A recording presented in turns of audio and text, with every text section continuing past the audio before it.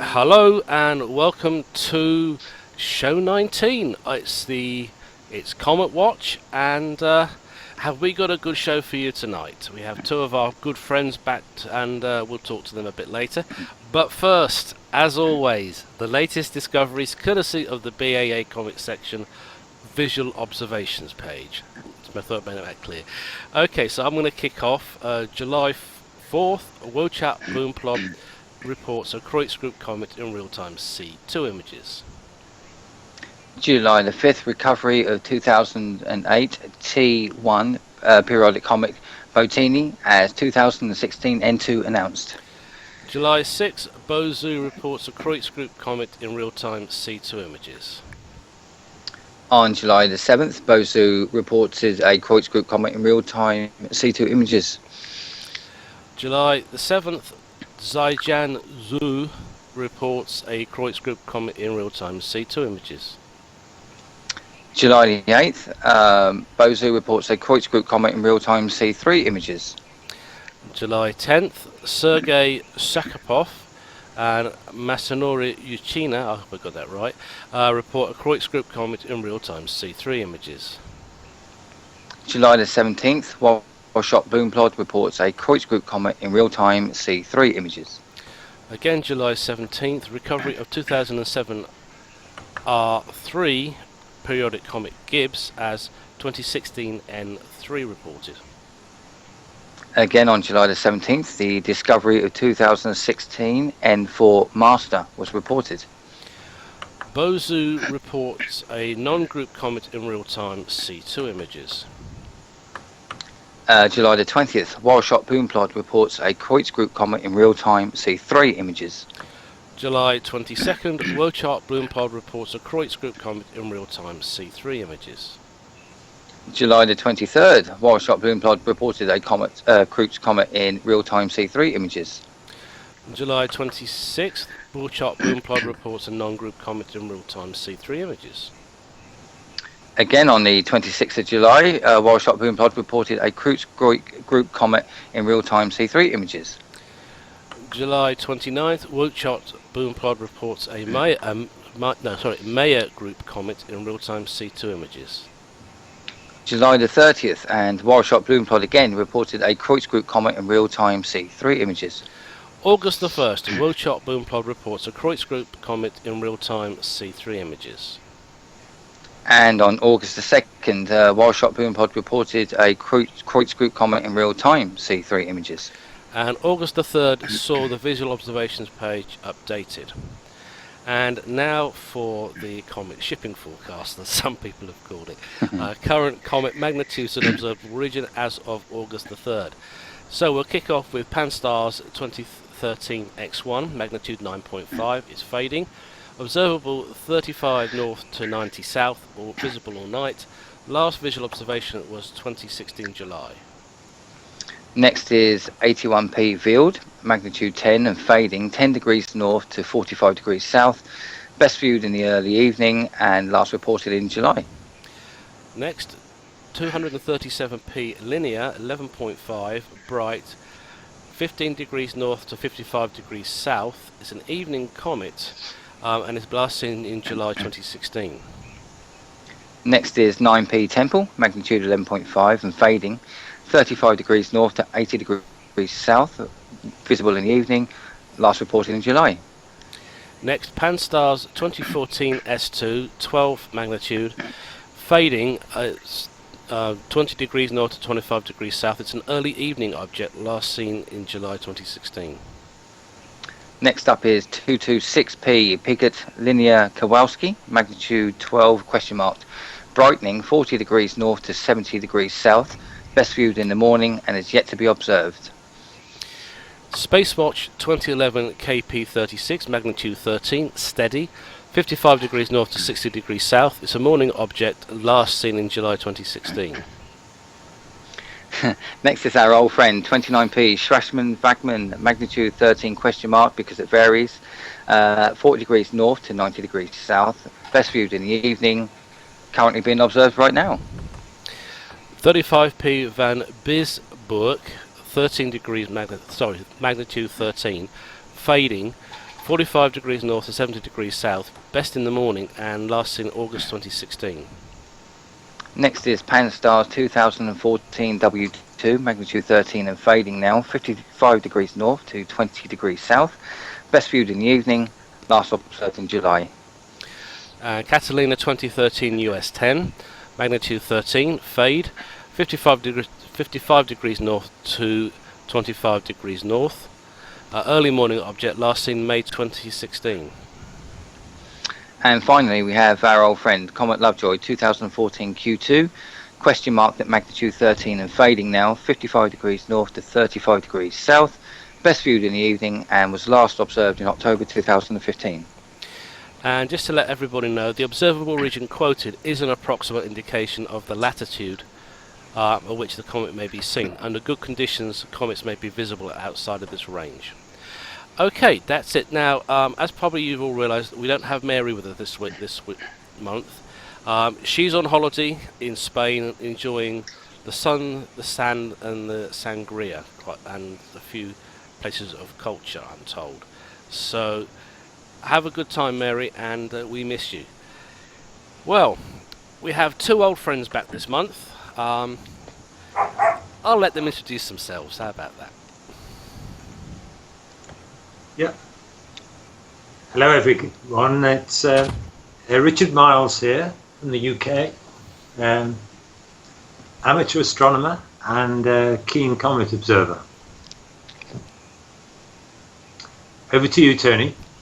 Right. Good evening, it's Tony Angel from the Contribuesa in Spain, southern Spain. Don't know if Mary's anywhere near me. Extremely hot at the moment. I'm like, sorry, got disturbed. So I'll start that again. A dog suddenly decided to pounce on me. Good evening, this is Tony Angel from the Sierra Contribuesa, Granada, Spain. I'm also a keen amateur astronomer and comet watcher. Okay, thank you for introducing yourselves. Now, as most people know, Richard is of course involved with our old friend SW1. Yeah. And Tony has been involved long term with the Rosetta and with the amateur, the pro-am imaging campaign on 64p. Yes, I chickened out of that one too. Put him right, Tony. 67p. 67p, thank you. Thank you for the correction. It's been a long day here and it is hot. It's just probably as hot as it is for you. I've got about 90-degree temperatures here. Is that all? Yeah. Still enough to cook my brain. Okay, now Tony, I understand that you were the only amateur astronomer giving a discussion at the recent Rosetta meeting. Could you tell us something about it, please? Certainly.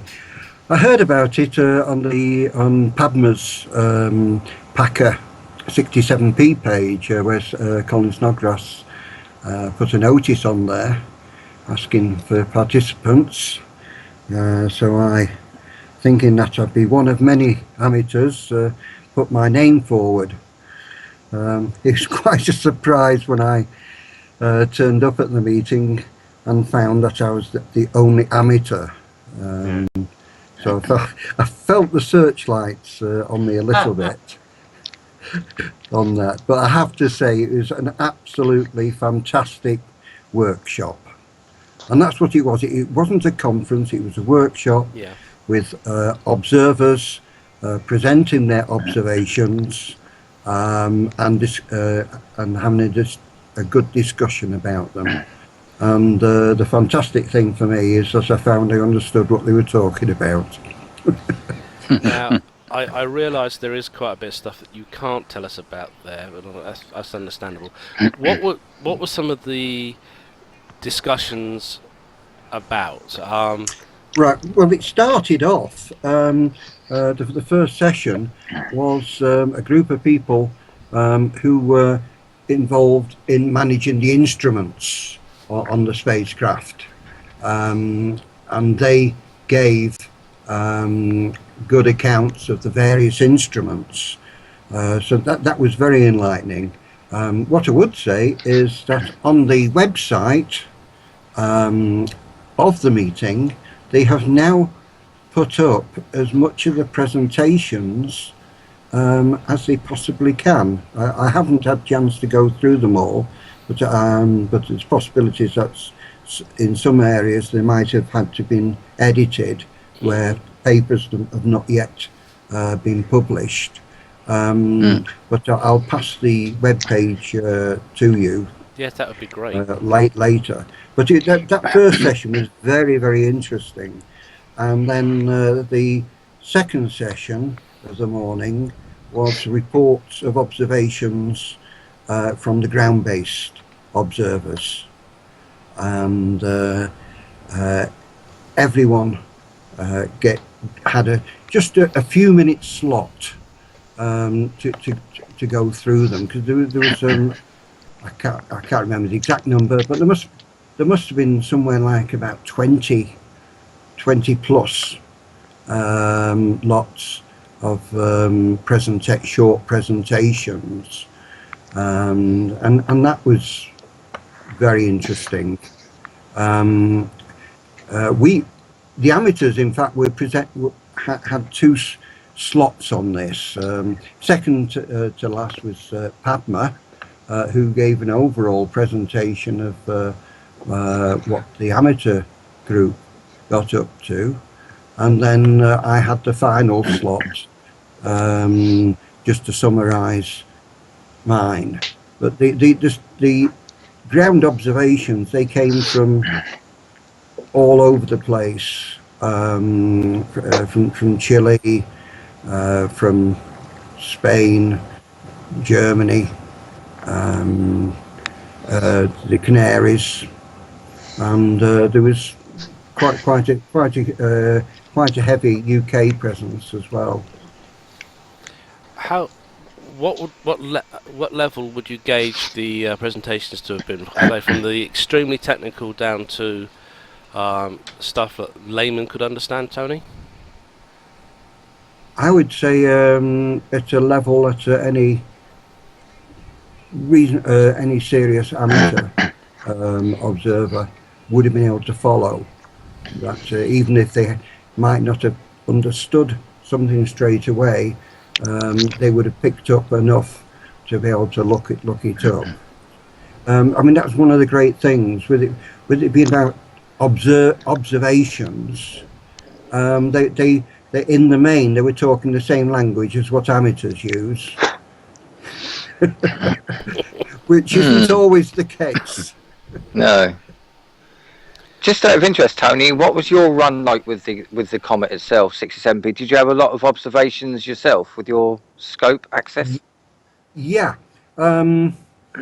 I took something in the order of about 6,000 images during the period. One of the reasons there were so many is that I noticed that the majority of observations being done were fairly short, and I'd decided, after a discussion with Casey Harlington, the sponsor of the observatory here, the Harlington Observatory, that we do something different and do very long runs and see if we could create some animations for every night. So 1 hour runs was considered a fairly short observing run on the Comet. Some of them were up to 3 hours long. Wow. Now, you were saying about the length of the run. So this is for the benefit of some of the people who may be listening who are not perhaps into imaging.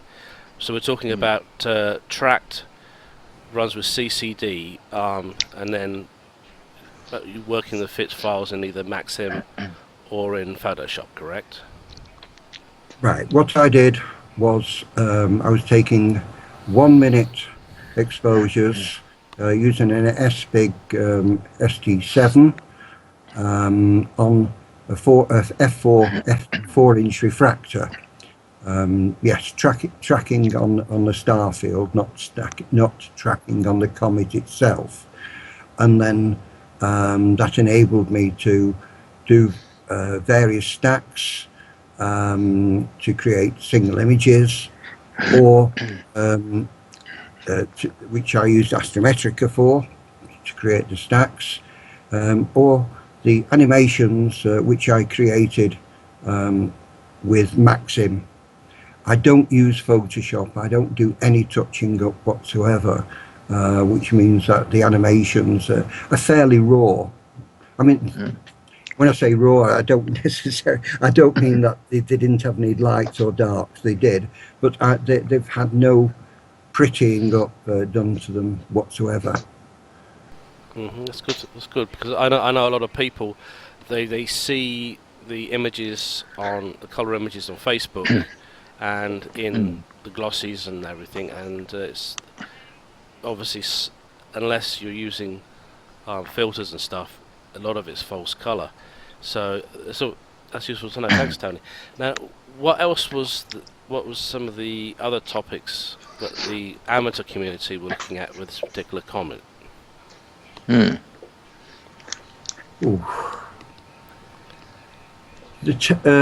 tail.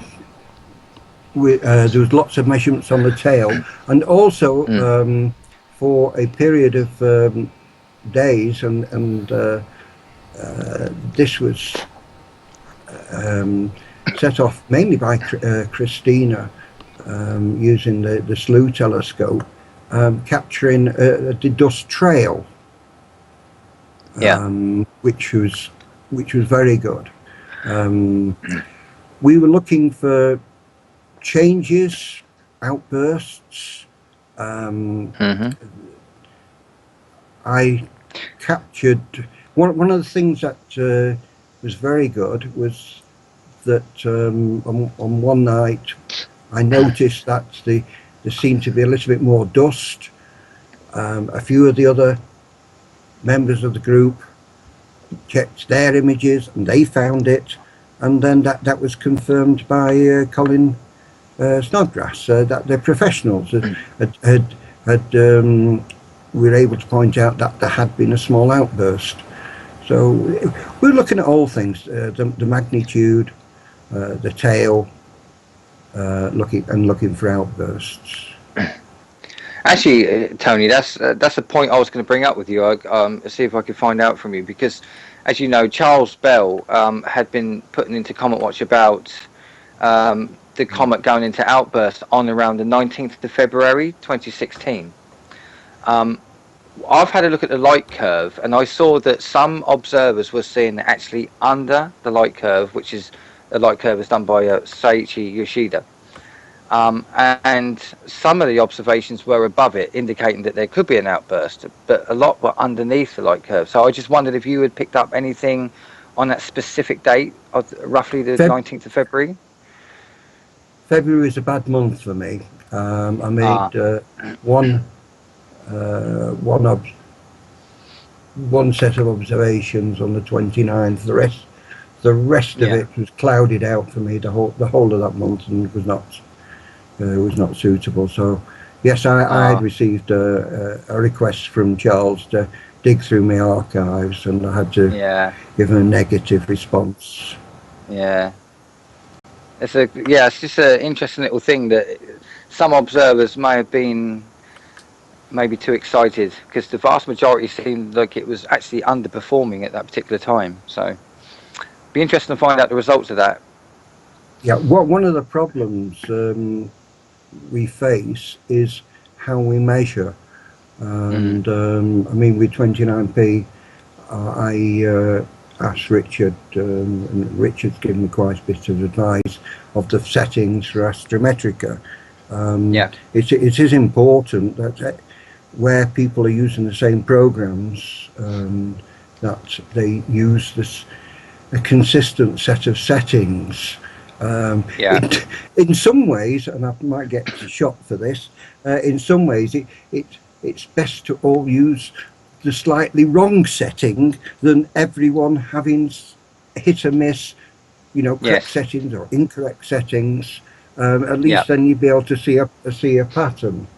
And Yeah. yeah, Could Yeah, I I fully agree with that. can Yeah. I come in a little bit on the sort of science side of in relation to 67p outbursts of ordinary comets? Can I? Mm. Yeah. Yeah, please do. Okay. What you got to think about is how big is the coma that the observer's looking at, and if you're looking at something, I don't know, 30 arc seconds or arc minutes, and the object is an astronomical unit away, the coma is Yeah. enormous. Right? Yes. Now, when an outburst starts, it obviously has to start at the nucleus, and for it to actually light up the coma, it's got to project the material out into the coma so it spreads out. Okay, so if you get an outburst, what actually happens is that the star-like point where the nucleus is located will get slightly brighter. Now then, that brings us on to how the observer measures the brightness, and most Yeah. comet observers are looking at total magnitude. That's Yeah. sometimes called M1, and that is really completely insensitive to a small outburst at the nucleus, because the light is only in that central part, and so it's very, very difficult to detect anything if you're trying to integrate the total coma. So to search for an outburst in the data, what you really need to do is to try to measure the brightness of the very inner part of the coma, and to do it in, as Tony suggests, in a consistent way, reproducible way, using, say, the same size, what we call photometric aperture on the image, but it's got to be the same size in when projected on the sky in, say, arc seconds. So people have different cameras with different pixel scales. So there's got to always be an effort to, when you try to look for outbursts, try to use reasonably, within reason, the smallest aperture that takes in most of the seeing disk that you would get in a star on the night. And if you do that, you'll then be most sensitive to changes near the nucleus, such as small outbursts. And that's the difficulty, really. It's maybe it's a bit like herding cats, getting astronomers to standardize results. But coming back to 67p, I think we're looking at quite small changes, aren't we, Tony? Maybe 10% or something like that. very, very small changes, yes. So, whereas, what's usually thought of as a real outburst is anything over a magnitude change, is a really quite a reasonably strong outburst, and that's pretty rare amongst an ordinary Jupiter family comet like 67p. So that's just what I wanted to say a little bit about the science. Yes. Yes, I think F-Rain picked up the brightest of the outbursts. The brightest outburst actually happened, didn't it, about 2 or 3 months before Rosetta reached comet. Remember that one? That's right. Yeah. When was that? June 2014, something like that? I think there was one in April. Yes. Or was it April? April as well, wasn't there? I think it was April 14. Yes, I believe so. So it was at quite a distance from the sun in terms of astronomical units. It was well away from perihelion. Yeah. So, but everybody was hoping that there was, because normally you get more activity just after perihelion. But 67p is a fairly seasoned, old, wizened comet. It's had a lot of passes by the sun, and so most of all the water ice type outbursts, which happen when it's gone past perihelion, I think we couldn't rely on those. Whereas what was happening when it was further out, it was probably the carbon dioxide that was doing the business. Yeah. One of one of the things that did come up in the workshop uh, was the range of filters used, um, and especially Sloan filters. Yeah. All the professional observers use the Sloan filters, Yeah. as well as a range of narrowband filters. With the Sloan filters, quite a few just use the G and R. Yeah. A slightly lower number use the GR and I, Yeah. and I think there was just one of the observers used the GR, I, and Z filters. Yeah. And I thought that was quite interesting, that the need to standardise on what filters that are used for observations. Now, could I ask you to quickly explain a little bit about what the filters are, because I'm sure that some of our audience might be a bit confused there, because they're used to LRGB for standard imaging. Okay, one of the benefits of the Sloan filters is that they are quite specific on the wave range of lights that they receive. They're quite sharp cut-offs. You can in effect use them to have segments of spectroscopy. I have to say that this is an area I suspect that Richard knows a hell of a lot more than what I do. But to me, the main thing is you've got these nice cut-offs, whereas the LRGBs and the original photometric filters, there's quite an overlap. If you bring up a slide off the net of the range of the Sloan filters, you'll see that there's virtually vertical lines, and they hardly, if at all, overlap the wavelengths that they receive. So you can get quite a lot more information out of those. So what were there a lot of amateurs using the Sloan filters? I only, apart from maybe some that had access to some of the semi-professional telescopes, there's only Andre Chapman in Argentina, I believe, was using, who towards the end of the 67p project bought a Sloan R filter. I think he was the only individual to use one. Yeah. I just use clear. Yeah.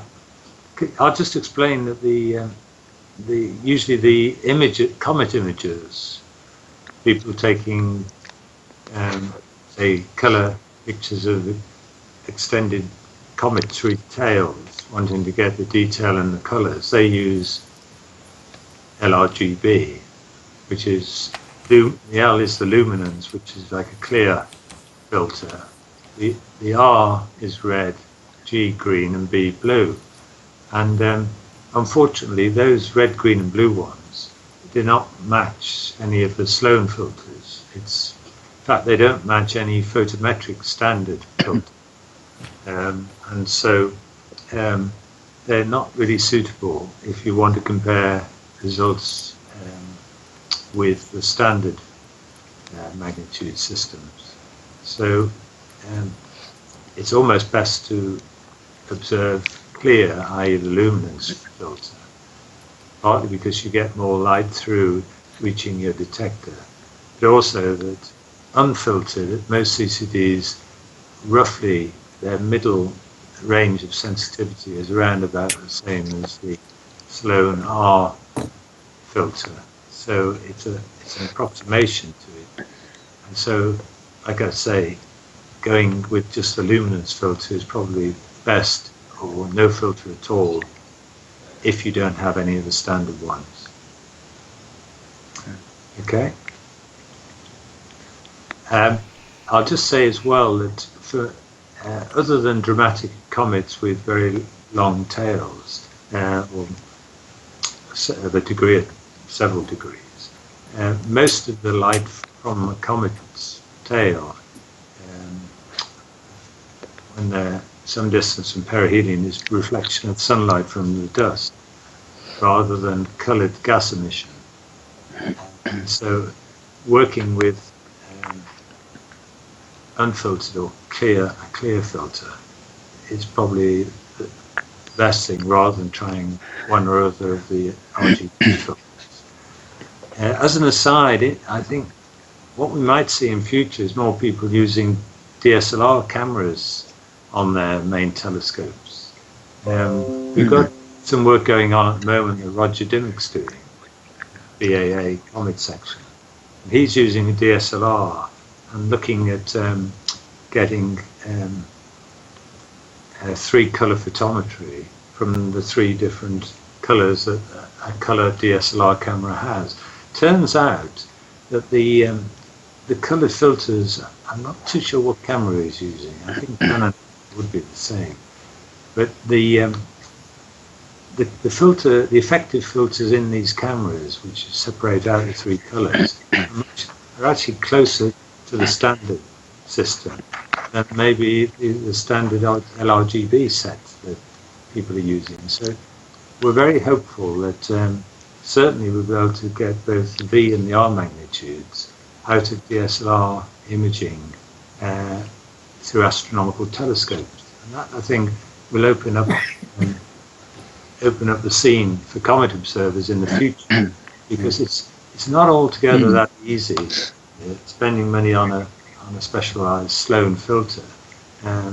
You have to be a little bit careful that they're not colored glass filters. They have a very thin dichroic coating, like reflective sunglasses, and so it's not altogether difficult to damage coating or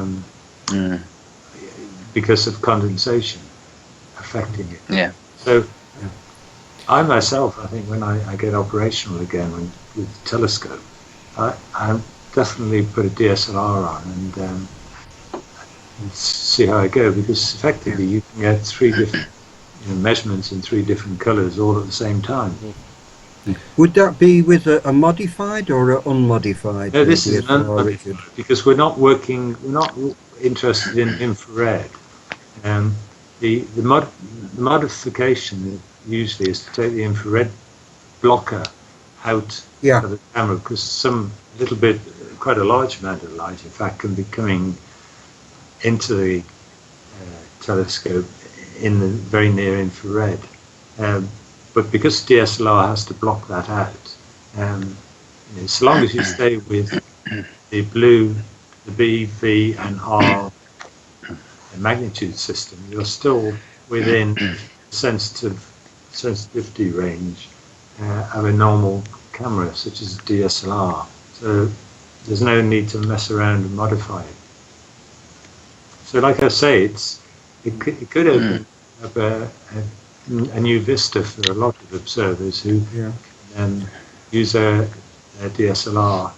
Well, actually, people are using iPhones and so on for photography a little bit more than they have been, and to some extent, to justify having a DSLR, if you can use it for dual purpose, one for nighttime for astronomy and two in the daytime for just snaps, and that would be a good thing.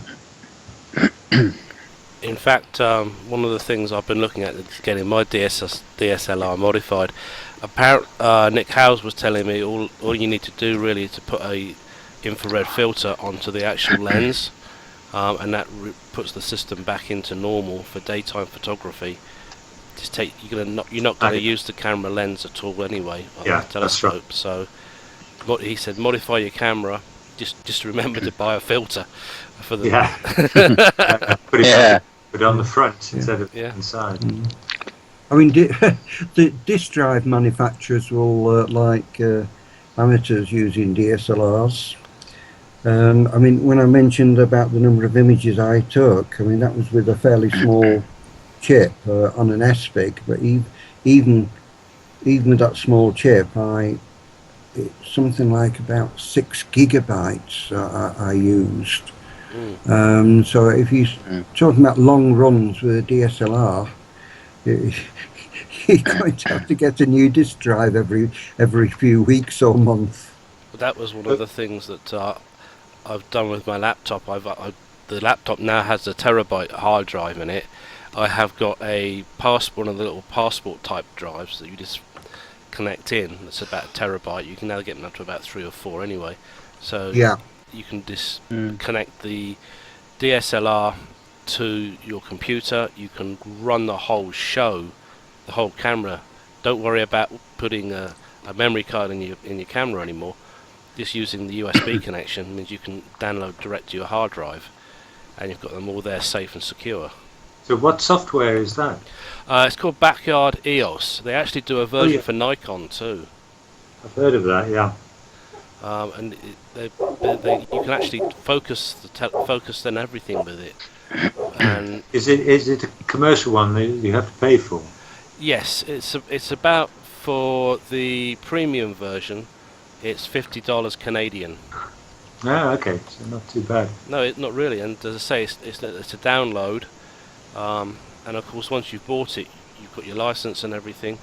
If you have an issue with your hard drive, you just re-download it, reinstall it, and you're up and running again. I think on my cable net, it took me less than 2 minutes to download the whole program, 3 minutes to install it, and then I started playing around with the camera, just sitting on my desk, and with the standard and telephoto lenses being switched around. Literally, I could focus the whole camera through the computer. It is. I like it. I'll be honest. I like it. I think the guy who wrote that did the astronomical world a favour. Well, what camera have you got? I've got the Rebel XI, which is I think it's it comes out as an EOS 1000D, but that's quite an old model, really, compared. So it's good news that even that can be operated by Backyard EOS. And they have a version that you can tell the program if it's a pre or post 2008 EOS, and it adapts accordingly. So they didn't miss a trick there, and I believe they have set that if you're using the Nikon version, because I know a lot of people prefer Nikon over Canon. You've got quite a similar setup. There is a few differences. There's a few controls that are missing on the Nikon version. Right. But if you want to use your Nikon DSLR for astronomy, you can do it now, and that really it takes away any risk of jarring your scope or having to disentangle remote cables. You've only got the USB cable to worry about. It's going up to your camera. Yeah, that's handy. I had a cable hang up a couple of nights ago, and I've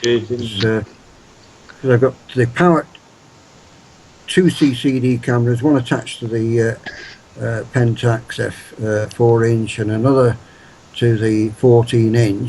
And then there's the USB cables and the focuser cable. And fortunately it doesn't happen very often, but it's a pain, because it's one thing you can't sort out without going up to the observatory itself, and of course they have to switch the mount off and get that started again after untangling. Coming back to the Backyard EOS and the focusing, I've just been waxing lyrical about the idea that we do photometry quite nicely with DSLRs. Obviously you can't use the autofocus where you're pointing the star field, but what you're saying is you can basically manually focus it, or it doesn't. Backyard EOS doesn't have a routine for spotting when the stars are sharpest, does it? Well, what it does, it uses I think it's a mask process. It's kind of like having a mask, and you can see it all on your computer screen. Right. So Mm. you've got a really deep view. You've got the regular screen view. You've got another couple of little boxes, which may be your close-up view Oh, I know. of what Mm. your camera's seeing. So so you can use that together. You can either let it set up a run routine on it and let it run automatically, or you can just sit there and do things and use your mouse to make things happen. I do When you say believe run they're talking automatically, do you mean to focus automatically? to focus automatically. Yeah, That was the question. So it has that facility. that's what I understand. But I've been playing with it. When I've got the main camera lens on, I can set the camera on my desk. I can point it at a ceiling tile, and I can focus in on the little pores or focus yeah. out of it. And But I'm thinking now that people have attached their camera in place of the eyepiece Yeah. on a telescope. Yeah. So you don't. The camera won't know how to alter the focus of the telescope, of course. no, but a lot of what they do, I think they're interfacing it with if you've got an autofocus on your scope. Oh, right. So, but that's something you would have to obviously. If you, Yeah. I'm going to stick this caveat: if you're going to use the software on your scope and camera, try it out in daylight and make sure everything interfaces. But then again, you can still use whatever. You can use ASCOM or whatever to run the autofocuser for your telescope anyway, if that's how you're set up. Yeah. Okay. I will put links up for the software, and there is actually, I've seen at least 2 YouTube videos. One, the guy was actually focusing using Jupiter as a target, and there was actually a step-by-step how to set your camera up, everything there as well. So it's not, you don't have to worry about having a PDF file open and keying between screens. You can sit in the comfort of your own home. You can set everything up before you actually venture out to the observatory. Yeah. Because I've just, whilst we've been talking, I've also been Googling Sloan filters. These are $200 a piece. That's right. Yeah. And reading the blurb, they were built for the Sloan Digital Sky Survey. They use dielectric coatings to achieve steep cut on and cut off, and peak transmission exceeding 95%. Yeah. It's like, yeah, I can imagine. You don't want to damage these. No. Everybody's got their Celestron or Meade regular filter sets, which are okay. I've damaged it. Okay, this is going to be a fairly cheap fix, but no, not with these babies. You put them in the filter wheel, and then you treat the filter wheel with kid gloves. Yeah. Okay. Shall we? Can we go back to the subject of comets? Yeah, I think we should. I see that in the last couple of days there's been a confirmation of the recovery of comet 33P Daniel, which is a periodic comet that's not been seen since 2009, 7 years ago, and it's actually reaching perihelion in about 2 weeks' time. Indeed it is, yes. It's quite a dim one, isn't it? Say again? It is. It's quite a dim one. When I checked, when I saw the correspondence with yourself and Charles Bell, Richard, I looked it up, and I think it was Mag 20 then. It was, yes. Well, the thing about it is that it's one of the rare bunch that look as though it can outburst by 3, 4, 5 magnitudes now and again, and it did it in 2001 and again in 2009. So it's done it at it does it way after perihelion as well. It's not like what we were saying with Comet 67b, which is way before perihelion. This is the with 33p. It's both cases. It was way after perihelion, and that was the case when Comet Holmes had its mega outburst. It was around about a similar angle away from perihelion. So 33P, although it's reaching perihelion in the next 2 weeks, the most favourable time for it to outburst is next year, sometime up until June, somewhere February through to June. So it's great that it's finally been recovered. Yeah. And we can start, as it goes to higher and higher solar elongation, it becomes more convenient to observe. We'll start keeping a watch on it. I'm just reading something from Gary Cronk's Cometography website about 33P. He's saying that it's going to be about 1.39 AU from Jupiter on December 2nd, 2018. That's for a while. And it's going to increase perihelion distance from 2.16 to 2.24. Yeah, but that's only a very minor thing. That distance from Jupiter is a long, long way.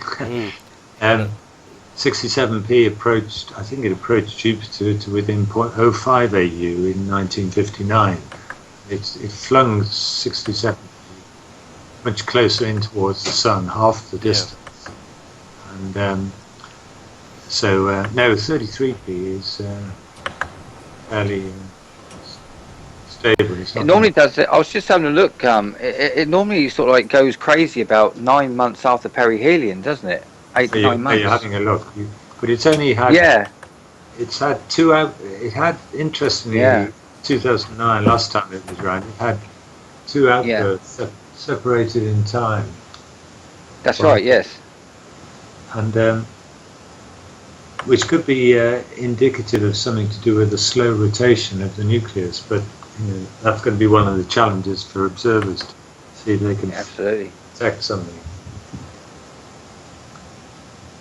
So that's one comet. Do you want to have an update on 29P? It's not been. Yes, please. Yes, please. Yes. It wasn't disappointing now. It hasn't been quiet. When did we last talk? About 3-4 weeks ago? Last month. Yeah. Yeah. Well, on July the 27th, it had a very strong outburst, strongest this year. So here we are, what's it, August the 7th now, and 10 days on.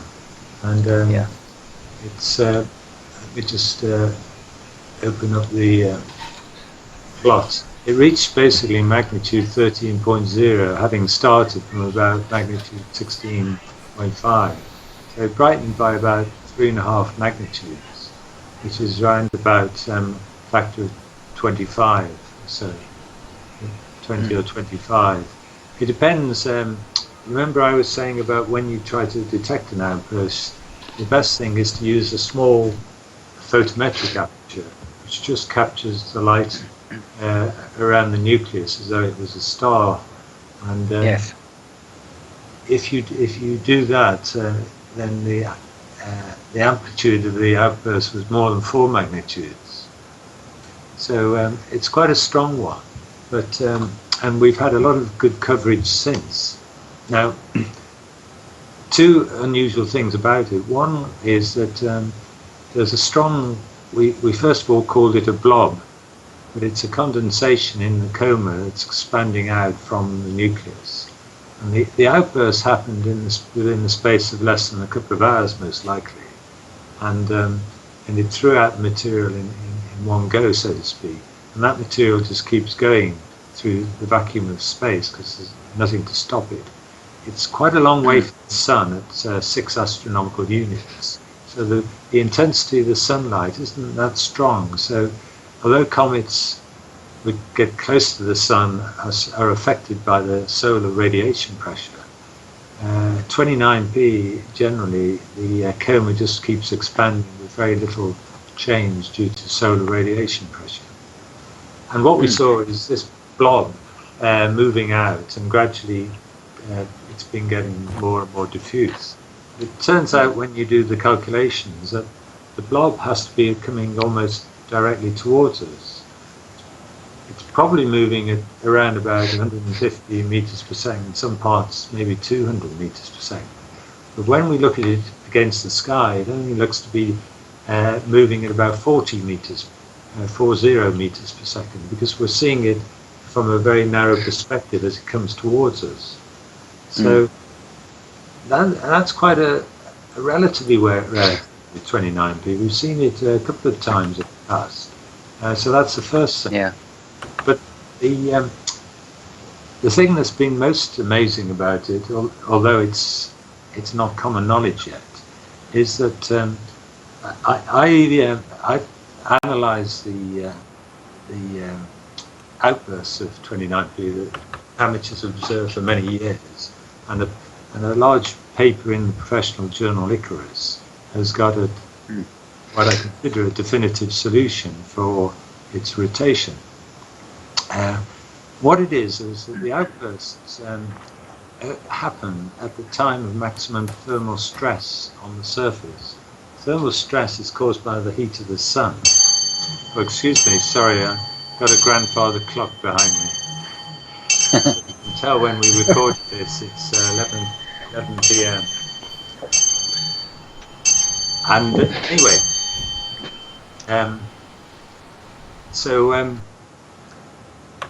where was I? Thermal stress. I keep so the heat of the sun provokes an outburst. It actually softens the crust of the nucleus such that any pressure underneath pushes through the crust and an outburst ensues. Now, it just doesn't happen willy-nilly anywhere on the surface. There are specific, what I call sources, a little bit like geysers, some of which can outburst repeatedly. Now, when I keyed in the time of outburst, this one, July 27th, like I say, it turned out to be source B. Now, source B is by far the most interesting location on the nucleus of this comet. The reason is that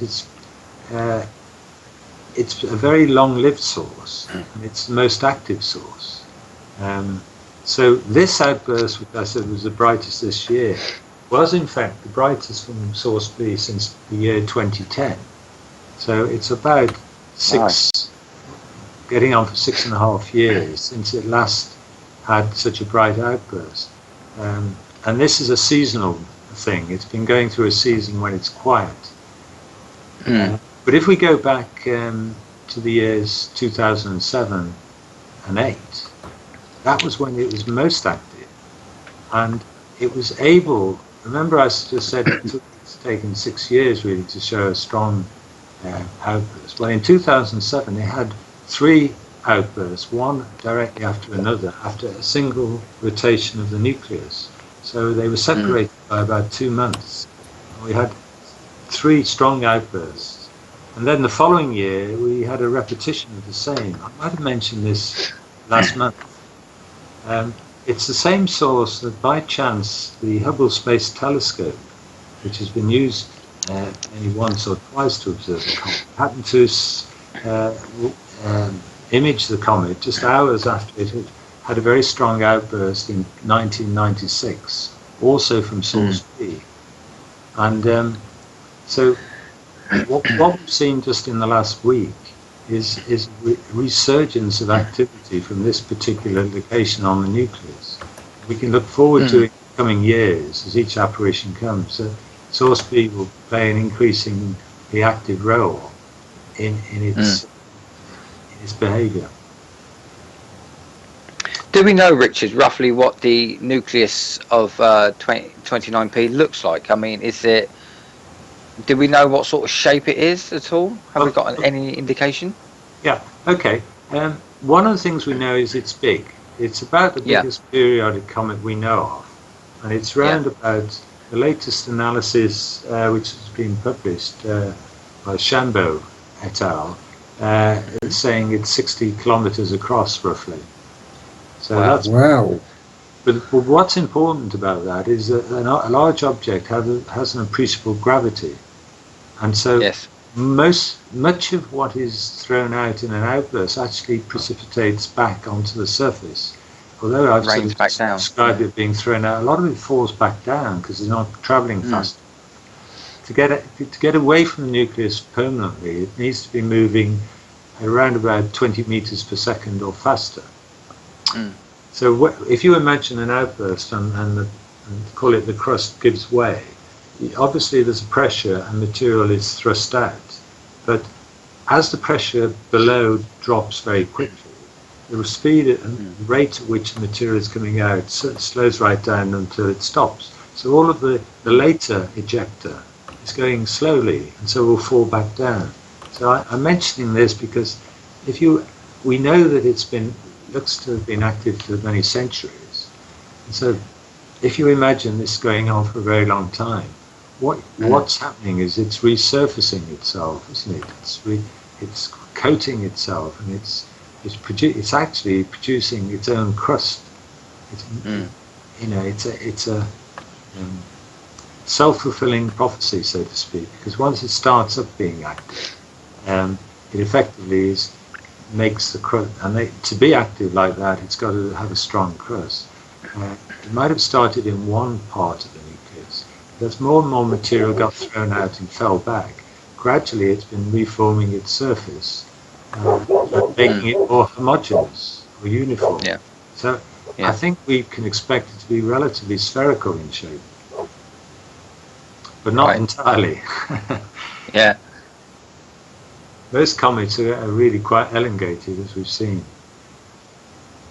I should have just again blow the trumpet about 29p. It's one of the rare group of objects known as centaurs. It's centaur comet, and centaurs are objects that really came from trans-Neptunian region of the solar system, Neptune. And these things have just recently been, especially the cometary ones, are active because they are really quite pristine. They've moved much closer to the sun, and 29p is an exceptional case for such an object. So it's there's going to be a meeting in Pasadena in October.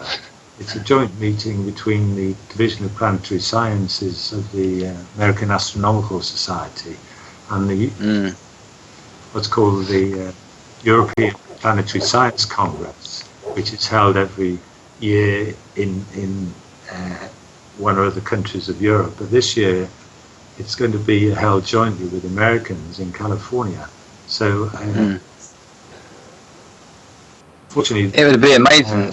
Will be represented. It would be an amazing object if it came closer to the sun, wouldn't it, Richard? It would. Well, it's already an amazing object. It's just. Well, I was just thinking if it came within the sort of like the orbit of Mercury, that would put on a great show in our skies, wouldn't it? It would. Yeah. Well, it's actually, the century. It's actually in a chaotic, what's technically called a chaotic orbit, where it is at the moment. You were talking about Jupiter affecting 33p. Well, 29p has had some effect of Jupiter. In fact, Jupiter's gravity holds it where it is at the moment. That and Saturn. It's got it sort of clamped. The two giant planets have got this comet sort of clamped in orbit between them.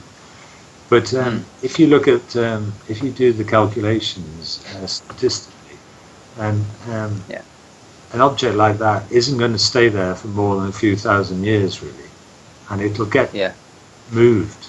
Now, sometimes they get thrown out because they get of the solar system because they get too close to Jupiter, so they get slingshot out. But more often they get thrown closer to the sun. They come in, and that's what you're anticipating, aren't you? Living long enough for that to happen. That's what I want to do, and live forever. I think you have to. The last time it got close to Jupiter was in 1376. Oh dear, it's not looking and that good. Was 0.3 AU from the planet, so it's still a long way off. Yeah. I think it'll be a few thousand years yet, but somebody's going to have a good show. Has anybody actually worked it out, how the effects will and where it could end up, possibly? I've has not. anybody No, I've worked not. that out? No, the simple answer is not that I've seen anything. We tried working it back in time, but not forwards in time. No. There's nothing, obviously, for the next 100 years or so. No. Shame. Well, somebody in the future will get it, and they'll look back to the records when it was first discovered in the 20th century. Yeah.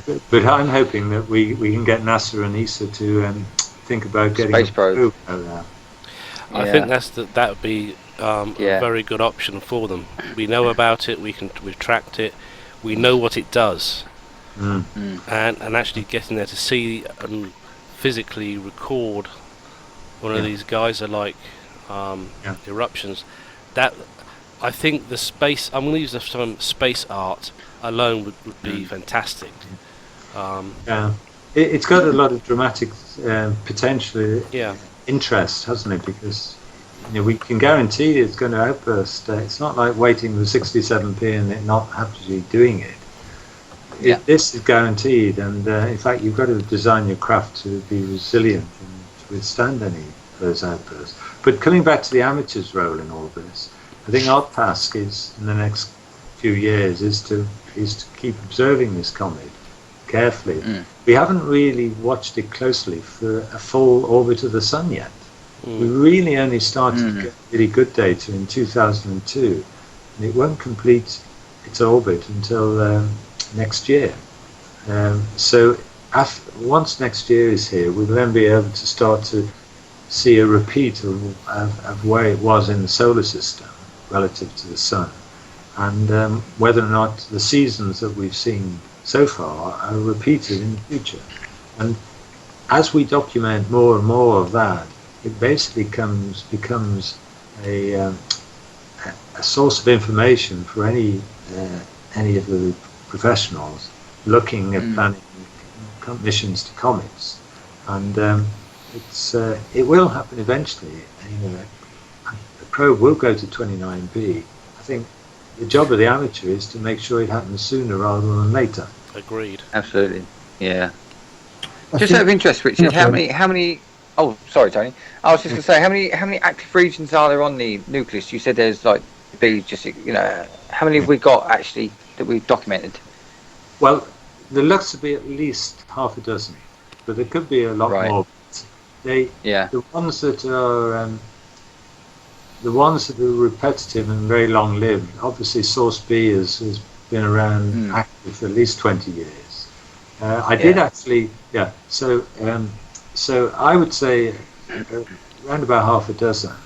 But when I talk about the sources, potentially what you could have is you could have a very sort of small area on the nucleus where you've got a number of, call it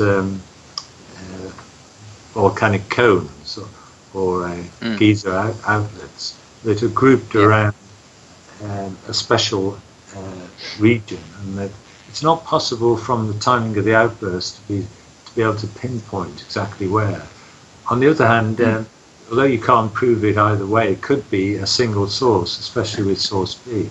And one of the interesting things that has led me to that is that some of the observations done with the 2-meter telescopes have been able to see the pattern of the outflows coming from an eruption.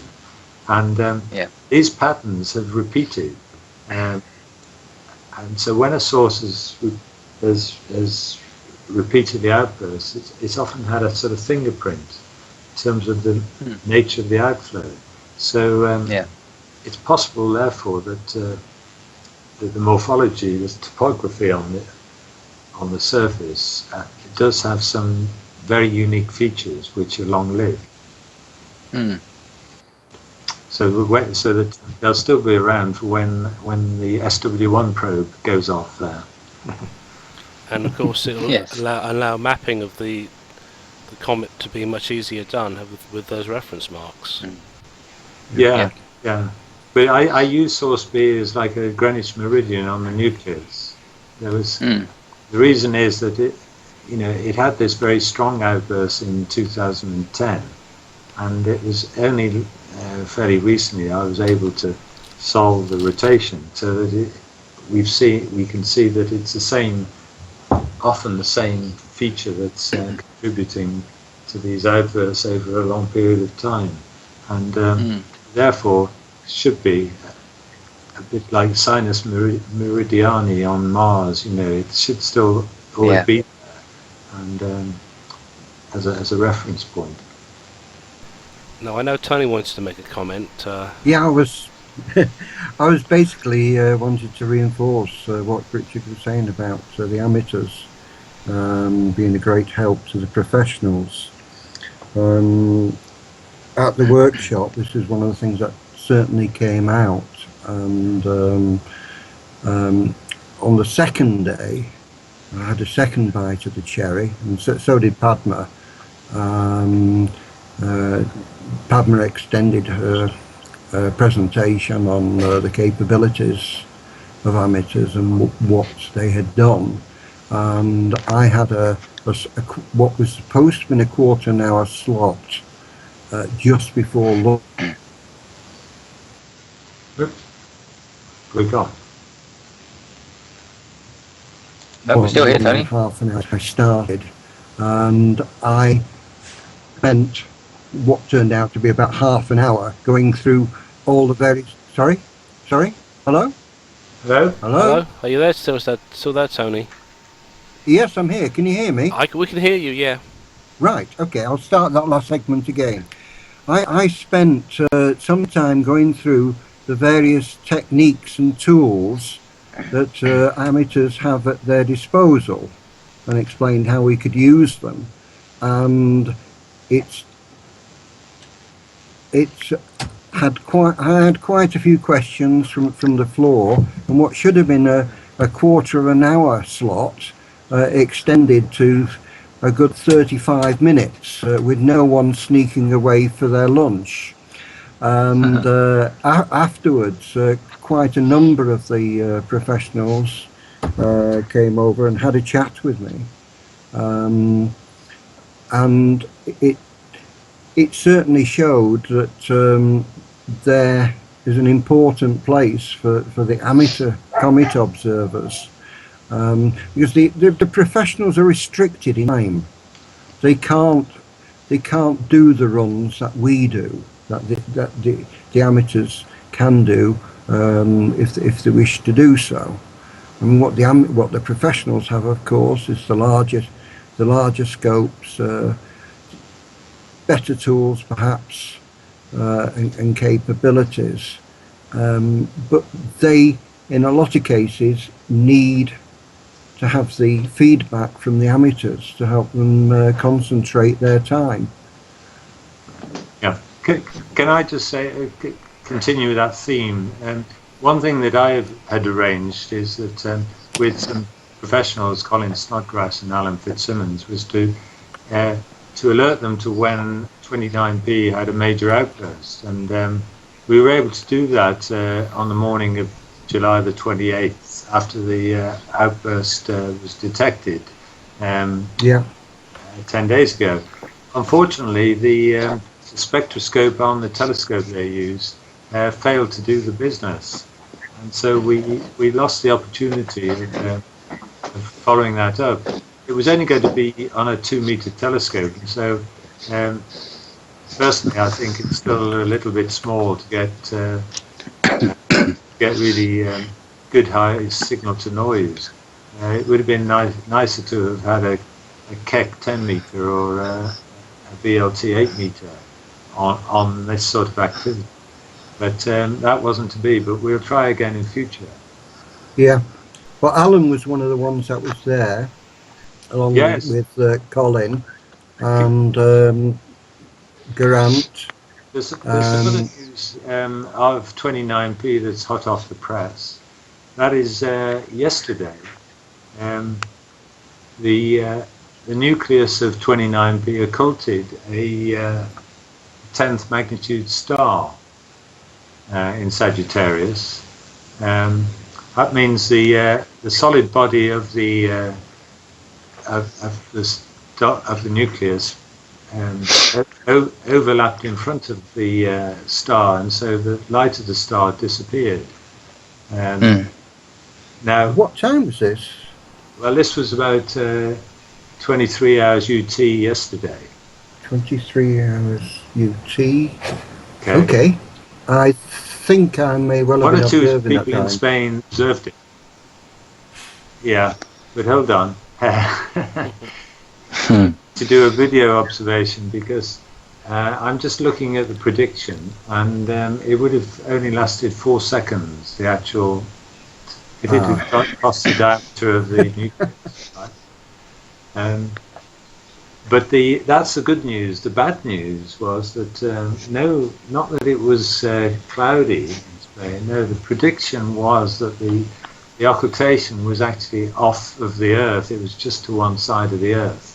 Oh, Even the 1 sigma uncertainty of where the star and the comet was still meant that it would just miss the Earth, although Spain would have had a chance. So that it's not really ever been observed a nucleus of a comet going in front of the star, but 29P being the largest nucleus is actually the best placed, and also is relatively slow moving far away.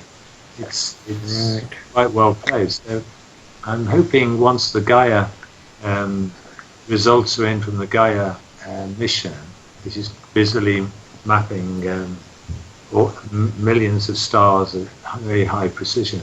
Once that data is all reduced, we might have 1 or 2 proper occultations that the nucleus is engaged in, and we'll finally get a direct measurement of it. And that occultation is by far the easiest and most direct way of determining how large an object such as this comet or a trans-Neptunian object is. And as each year goes by, more and more objects being predicted, events are being predicted, and that should also be a growth area for amateurs. Yeah, John Marchant there, he was handing out the brochures of the new Liverpool telescope that they're trying to raise money with. You could do with hurrying that up, and you're getting some time on that, Richard. What do you mean? The 4 meter. Yeah. That people like yourself will be able to have occasional use of. You don't mean the Liverpool? That's only a 2 meter telescope, isn't it? No, the new one they're raising money for. Oh, right. Twice the diameter. Where's it going to go? I believe it's same place. Oh, okay. Yeah, I can believe that. Yeah, That would be a great benefit to amateurs to have occasional use of a 4 meter. I think amateurs in the States haven't they got access to what's called the Discovery Telescope in Arizona? That's a 4 meter telescope that the right. No, I didn't Discovery know that. TV channel has put the funds in to build, but it's very, very much an American thing with no access to others really. No, they tend to keep access pretty much strapped down to professionals and Is it? TV channel. This is the first I've actually heard of it. I don't really watch Discovery much anymore because of they got a bit light on the science for a while, so I stopped watching them and following them. But I will dig into that and see what I can find out and report back on it. Oh, you'd be sure in the States, so you might have a better chance. Yeah. Oh, as I say, to date, I'm involved with 2 groups of observers, one in central New York, one in the Albany Club, which is linked to Dudley Observatory in Schenectady. And nothing's been said over that way, particularly from Dudley, about the telescope. So I will ask them if they know anything, and I will post the information I get. Because it's certainly, if they're going to, I would have thought they would perhaps give access to some of the colleges and schools. That's right. But I think that's the idea. Yeah, because the only other outfit that's been offering any form of access again is SLU and eye telescope. So, bit sad really. We have this wonderful we have the Liverpool scope. The school kids get to go on it, get the data back, and get the images. And there's nothing really out here in the States that even remotely comes close to it. What, a 4 meter telescope you're talking about? Or even anything really like certainly the Folks telescope program isn't available to kids over here. It's purely UK schools that have got that. That's true. Some European have it as well. Yeah, some of the European schools have got similar programs, which I think is brilliant. Get the kids hooked and interested early, and later on in life they may decide to become a professional or stay with it in the amateur stream and with a home telescope and do pro-am collaborations. Yeah. And I'm going to say this, I really think the pro-am program is one of the best things that's come along. It's certainly benefiting the comic community in a big way. And the minor bodies have a group as well. There is the Outburster group there, which I know about, and it's really opened a lot of doors for particularly with people like yourself and Tony, Richard. The work that's going into the professional community, I think, is blowing their minds. I don't think they ever really expected they'd get that, but it's nice. Anyway, I'll be talking at Pasadena in October. I think I've got 10 minutes total to bring people up to date with what's the latest is on 29p. I would love if you would come back and tell us about the meeting. Oh yeah, it's a big meeting. Yeah, all week. Oh, a week-long one. I'd love to go to that. So, yeah, should be good. Tony, you went to the European Planetary Science meeting, didn't you? You've been to a few. No, I didn't, unfortunately. Did you not go to any of them? That was the Lisbon one. Didn't you go to the Lisbon one? No, I had an invite to give a talk, but I'm afraid it was out of my pocket. I couldn't. I couldn't manage it. Talking about it, yeah. I'd love to. But, that's one of the problems of many of these. It is the costs. Yeah. I mean, but overall, amateur astronomy is if you've got access to the equipment, the rest of it is fairly reasonable, especially in the UK. I mean, it's one of the things we are good at in the UK is that no matter rich or poor, you can fully take part in it. But when it comes to international conferences, the prices can be a bit much, and I have to thank ESA for actually helping me to attend that meeting. Oh, good. All the way to Austria. And staying there without their help, I wouldn't have been able to do that, and there'd have been no amateurs there. But I'm very grateful, and they were so helpful from ESA in organising everything. It really was terrific, and if they have future type events for another comet, then anybody who gets the opportunity to take part in one of these workshops, they ought to take the opportunity. Yeah. Absolutely terrific. I think one of the things I have to say is organisations like the BAA really do well at this, because Richard and I remember the meeting that we were both at together. I think they're having another one again soon, aren't they? The one in Milton Keynes with the Open University. Yeah. We had the asteroid section as well. Yeah, we had the comets and asteroids. But I've got an Yes, I asteroid attended that one as workshop well. on. I was at that one as well. 3 years ago, was it? Ooh, before now. Yeah, 4. 4. Yeah, Time goes quick when you get older. yes it does. Yeah,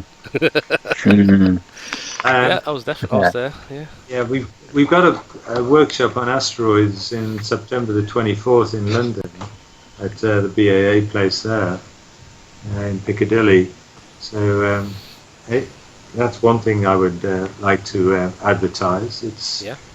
basically an all-day workshop um, on all aspects of asteroids, observation and so on, equipment.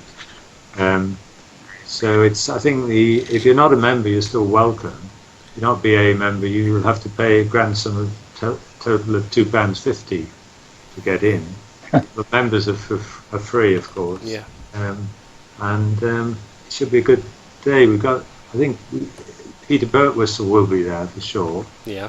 And Peter's the foremost observer of near-Earth asteroids. So it's quite rare for him to go to meetings. So I'm looking forward to it. Sounds fun. I wish I could be there because it does sound like it's going to be a good one. I hope it's recorded. Yes. It's one of the good things the BAA is very good at is releasing the videos and recordings of quite a few of the meetings, and I really enjoy the recent one from was it Chelmsford? Oh yes.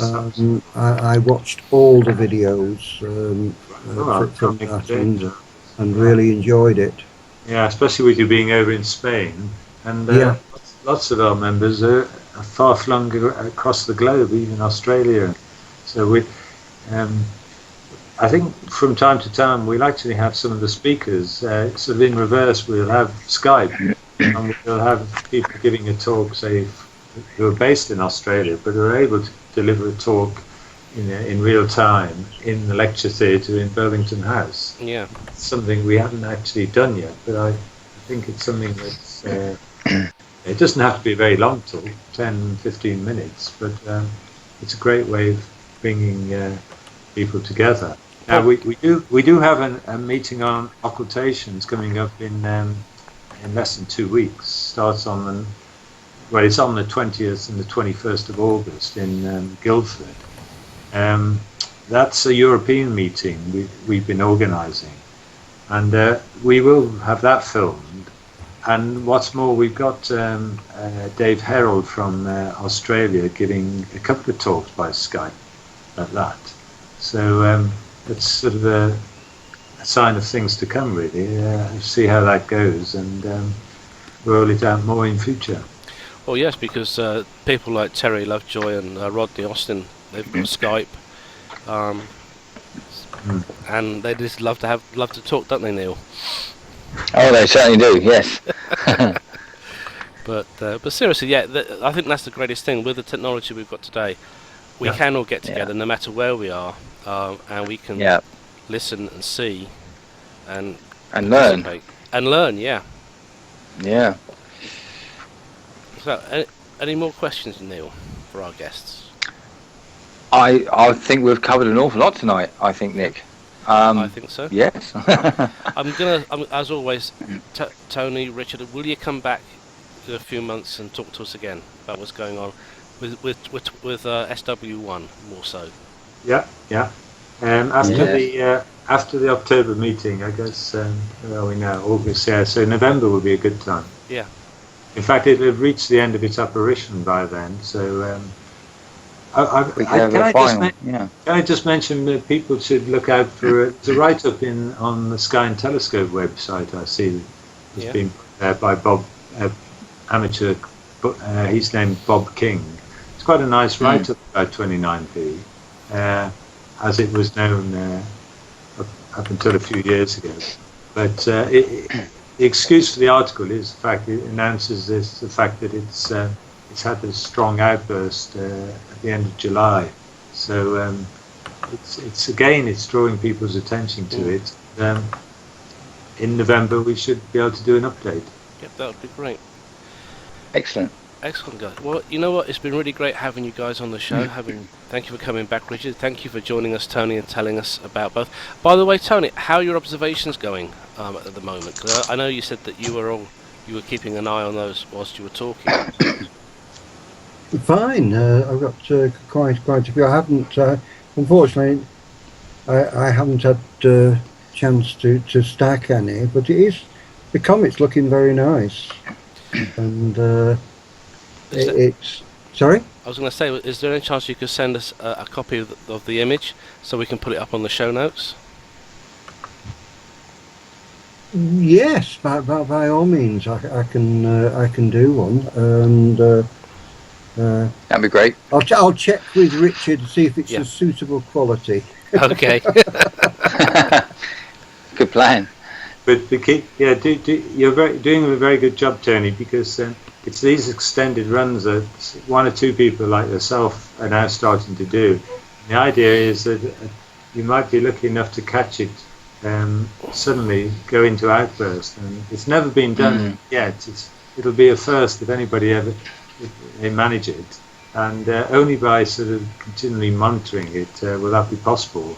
So all strength to your elbow, Tony. Thanks, Richard. I think on that optimistic note, I think we'll end the show because we have been running for 1.5 hours already. 1 hour 25 minutes 16 seconds. And I've got to put the goats away. Yeah. So, Oh Lord. So thank you, Tony. Thank you, Richard. Yes. All remains is for us to say good night now and good observing. So for me, Nick Yvette says good night. From me, Neil Richard Norman, Miles. good night. Oh, And from me. Tony Angel, good night. Yeah. Good night, everyone. Till next time. See you next month. Good night.